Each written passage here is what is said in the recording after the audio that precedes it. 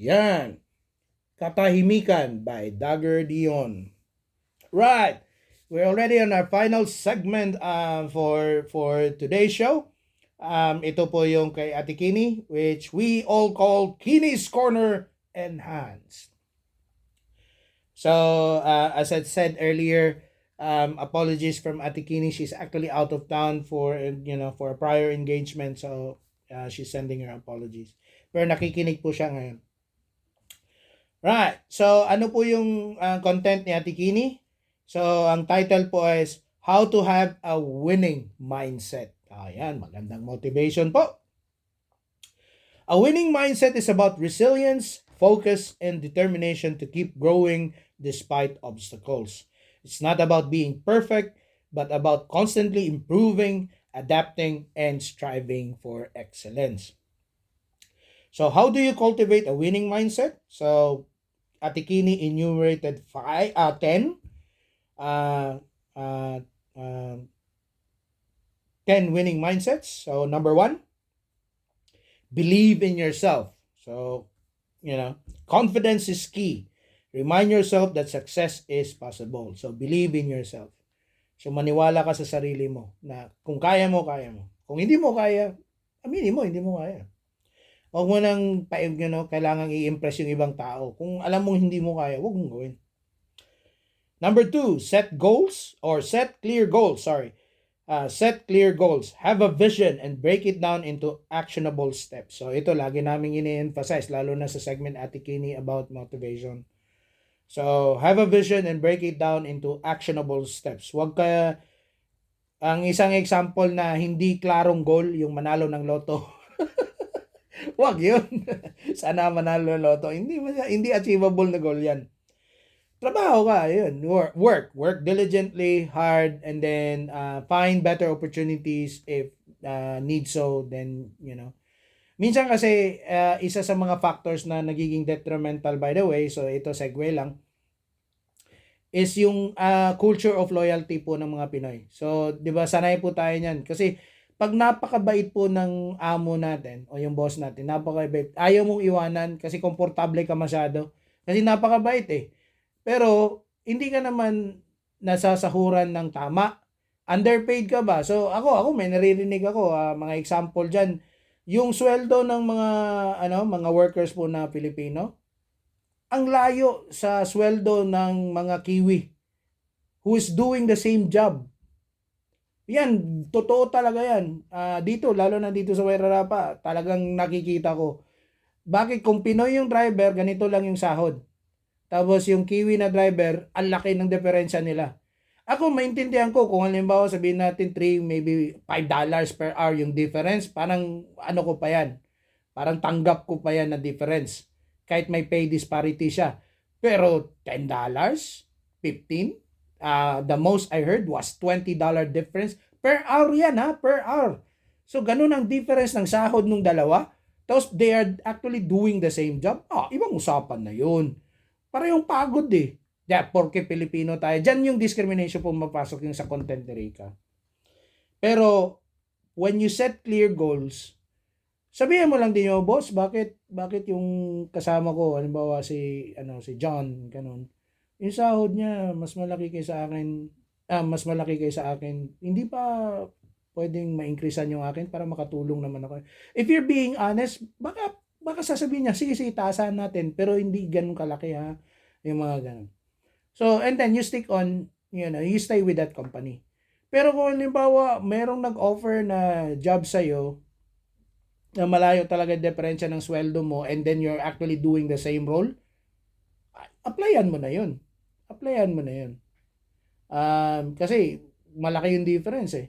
But if you're only moving with a difference ng pay rise lang, halimbawa, current mo ngayon, $30 an hour ka, and then, lilipat ka lang ng ibang kumpanya dahil, $33 siya per hour doon. Ay, hindi ko papatulan yun. $3 lang yung difference. Ganon din yung tax.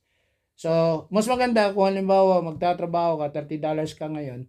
Tapos, the same job being offered to you, pero binabayaran ka ng $40 to $42, yung $10 to $12 na difference per hour. Papatulan ko na yan. Pero ingat lang din po. Hindi ko sinasabi yun lang yung magiging rason sa paglipat mo.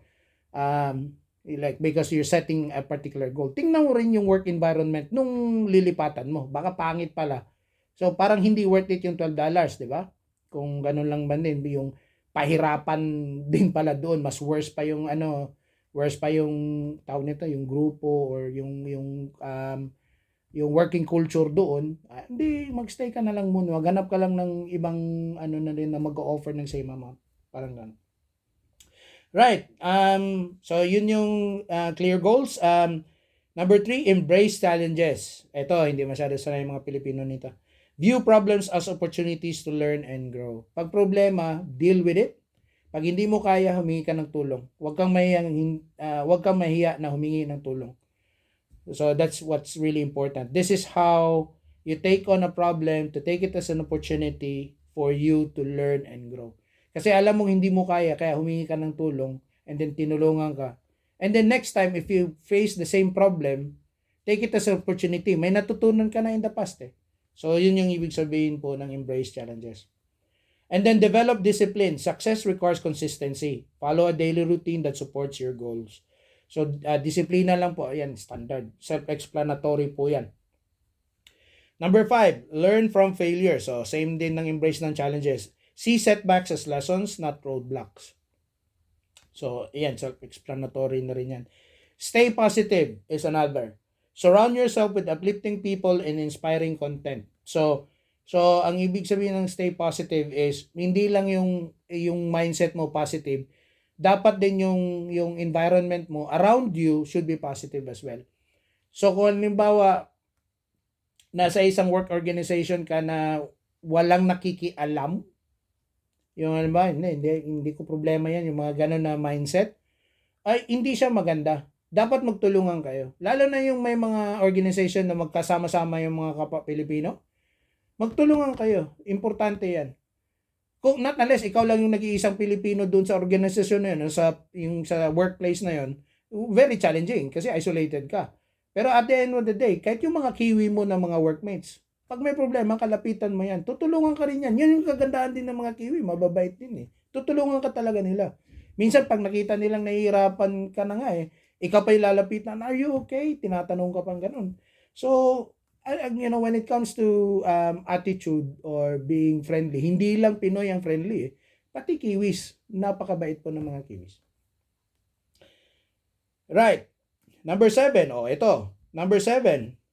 Winning mindset. Take care of your health. Ito, binanggit ko na ito kanina. Priority mo yung health mo. Mabata ka ba ngayon? Huwag mo tipirin ang sarili mo.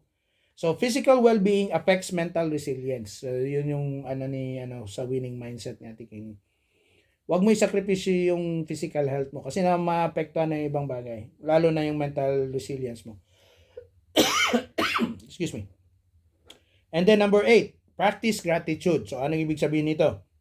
Appreciate what you have and stay motivated and focused. So, practice gratitude. Pasalamatan mo kung ano yung mga natatanggap mo. Don't take things for granted, kumbaga. Excuse me. Halimbawa, merong nagbigay sa iyo ng mga halimbawa, yung mga katulad yan, yung mga food bank. Dito nga, nakikita ko nga sa Facebook, pinopost ng mga Filipino influencers yung pagpunta nila ng mga second-hand shop. Nagpo-post sila ng mga info, mga quick 90-second info kasi ganun naman yung limit ng mga mga reels. Minsan kulang yung info Dapat kasi may follow through talaga. So sa comment section hopefully merong mga follow through questions na kahit paano nasasagot nila. Pero sometimes those influencers have to be mindful that they are not actually experts. So ang best recommendation is for them to send that person asking them refer them to the appropriate people to support them with their question. So complementing that, number 9, keep learning and help others. So Ate Kini says a winning mindset is to keep on learning, reading books, taking courses, and stay curious. So, yan yung winning mindset din. And then helping others. A mindset of service creates purpose and strengthens your drive. Ano kasi yan, ito ang ano niyo. Pag nakatulong kayo ng ibang tao, iba talaga yung feeling eh. Parang very accomplished ka kasi nakatulong ka eh. Huwag mo lang singilin. Kasi minsan may singil eh. So, lalo na yung utang na loob issue na yan na lagi kong, wag. So, just pay it forward, parang ganun. So, pag nakatulong ka sa iba, yung feeling mo napakagaan, mas gugustuhin mo pang tumulong pa ng marami. Kasi at the end of the day, yun yung nagda-drive sa'yo na And then, plus, para sa akin, personally, rin yan, nagkakadagdag ng pogi points sa mata ng Diyos. Pag tumutulong ka ng ibang tao. Right, and then yung mga daily actions to build a winning mindset. So ito naman yung mga recommendations ni Ate Kini. Morning reflection, ito pabalik-balik na daw. Morning reflection, start the day with affirmation and goal setting. So ano yung gusto mong gawin for the day? Kung meron mga challenges you face in that particular day, you face them on front, be confident. If you need to ask support yung mga ganun. And then another action is exercise. So, nalagay niya talaga dito. Ewan ko kung nag-exercise din si Ate Kimi. Boost energy and mental clarity. So, doing exercises. Read or listen to inspirational content. So, books, podcasts, and motivational videos. So, watch those para makadraw ka ng mga ideas and developing a winning mindset. Positive thinking, I would say. Take action towards your goals. Every small step count. So, paano ka makatipid? Isang example ko na ginagamit is yung pag bumili ka ng asin. Sabihin natin, bumili ka ng asin sa supermarket, hanapin yung pinakamura. Lahat naman yan, asin eh. Sa karne lang, ingat lang. Kasi minsan kasi yung karne ng ibang supermarket, mahal nga yung sa kabila, pero malambot naman. Parehong cut, pero ibang So, para sa akin, minsan kasi ibang supermarket, mahal siya tingnan or mahal yung presyo, kumpara mo doon na same cut ng meat, pero yung source magkaiba. Mas masarap. Yung medyo mahal, mas masarap yun. Given yun. Pero siyempre, karne din yan eh. Kung nutritional value lang yung habol mo, doon ka na sa mura. And then self-check before sleeping. So ito naman yung dulo ng morning reflection. So self-check before sleeping, evaluate what went well and what can be improved. So kung maganda masyado yung trabaho mo, yung during the workday, maganda yung outcome, natapos mo yung pinapatapos sa'yo ng boss mo, you do a little bit of celebration. So halimbawa kakain ka na, pwede mong dagdagan yung kanin mo. Kasi maganda yung outcome ng trabaho or dagdagan mo yung ulam mo. At the end of the day, para sa physical health mo naman yung pagkain eh. Alright. So, yun lang po yung mga ni Ate Kini na mga daily actions to build a winning mindset. Nag-cite din po siya ng examples who are the famous Filipinos who embody the winning mindset. So, dalawa yung niya dito. Isa, kilala ko, yung pangalawa, hindi. So, who's number 1 in her list is Pia Wurtzbach. Ito yung Miss Universe. Pia competed in the Binibining Pilipinas 3 times before finally winning the title in 2015. 10 years after, Pia is still one of the most famous beauty queens and Filipino supermodel. Kilala yan. Nag-artista na rin eh. Lahat naman talaga ng mga beauty queen sa Pilipinas, ang punta nila o yung mga beauty influencer sa Pilipinas, napupunta talaga sa entertainment industry sa Pilipinas. So, they are actually influencers in their own right because of those titles. So, whatever mindset that she has, I think ang example lang dito is, ang key yata dito is 3 beses lumahok si Pia, sa pangatlo pa siya nanalo ng Binibining Pilipinas. Ito yata yung ibig sabihin natin Kini. And then yung number 2, si Efren Peña, Florida. The Cariton classroom educator who won the CNN Hero of the Year, showing that a winning mindset is also about serving others. Efren was bullied as a child, but instead of fighting back, He focused on studying and helping others. He persisted despite financial issues and doubters. He wanted to give street children the opportunity to be educated. He won 100,000 bakit may pera ito? He won 100,000 US dollars for his award and used this for his mission. So, yan pala siya yung Cariton Classroom, an educator. Ako, pero to be honest, hindi ito ganun ka-global sensation kasi hindi ko kilala eh. Alright. Pero hindi, maganda yung niya. So, naging CNN Hero Award siya. So, what CNN? Yan naman yung network sa ewan ko kung ito ba yung network sa US. Not really sure. Pero naging hero siya. So, as long as you have that winning mindset, hindi naman necessary na kumpletuhin mo yung mga mindset na yun. It's about achieving what you can achieve. Yun lang naman yung importante. It's not about, kasi ito, ang nakikita ko dito, yung success stories kasi ito eh. I'm not really sure about the winning mindset in here. No offense to Atikin. Pero, they are really good examples of developing, resilience. But, whether they have those winning mindsets, all of them or some of them, at the end of the day, as long as you have a winning mindset, talaga ma-achieve mo yun. Yung, kung gusto mong i-manifest talaga yung gusto mong gawin, ma-manifest mo talaga. So what is the call to action? What are the things you already been doing which manifest your winning mindset? Or what will you do this week to improve your winning mindset? So ako very, nasa pinch point po ako work-related wise. Nahihirapan po ako today. Nagmamark ako ng mga assignment. At the same time, nag-organize ako ng event. And then meron pa kaming attend ng mga events pa. So, and then ngayon, a good example would be is ako lang mag-isa dito sa studio. So if you talk about winning mindset, ito na 'yan. We still have to stand up as kasi part naman talaga ng ng strategy is to have 3 hosts rather lang isa lang. Kasi pag isa tapos nag-absent, wala nang show. Kaya mas maganda yung yung tatlo para just in case na kailangan mag-absent yung iba, may kapalit. So, yun yung importante. That's a winning mindset in itself.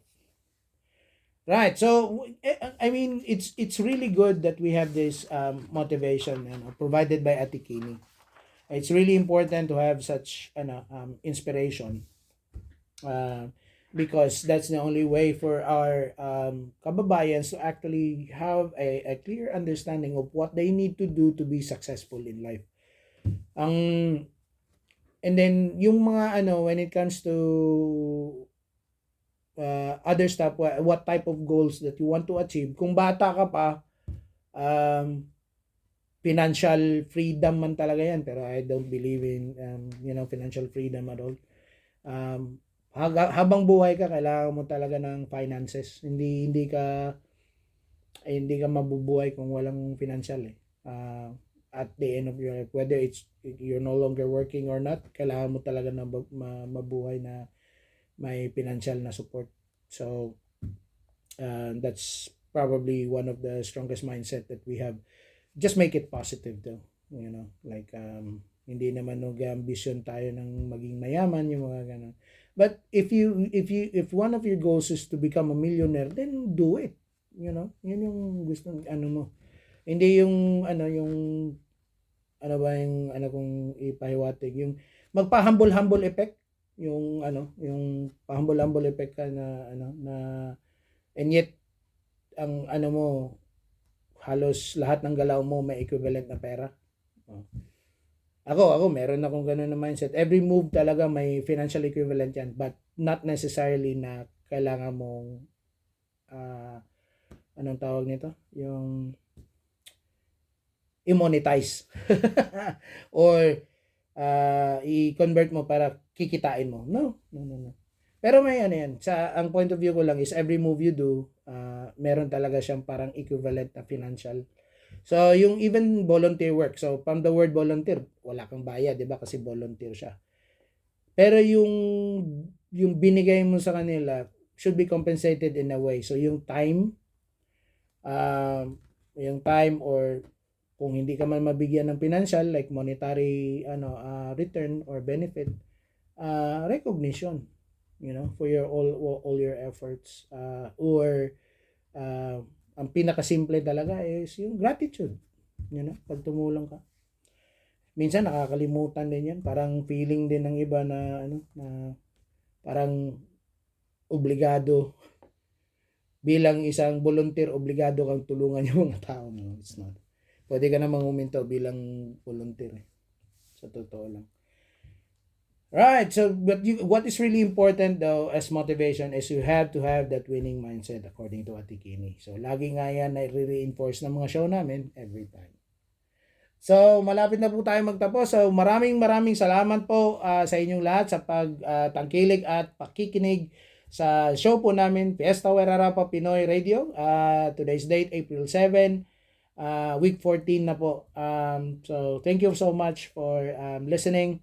And watch our podcast later on when it gets downloaded in our respective Facebook pages. So, in behalf of Ate Kini and Rika, maraming salamat po sa inyo uli. And for those who wish to answer the riddle of the week, just watch our podcast to listen to the riddle. So, yan lang po. Ito yung inyong lingkod, Ryan Soriano, nagpapaalam. Hope you enjoy the rest of your week. Our last song or our closing song is entitled Dahan-Dahan by the popular Fred Ingay. This is for everybody.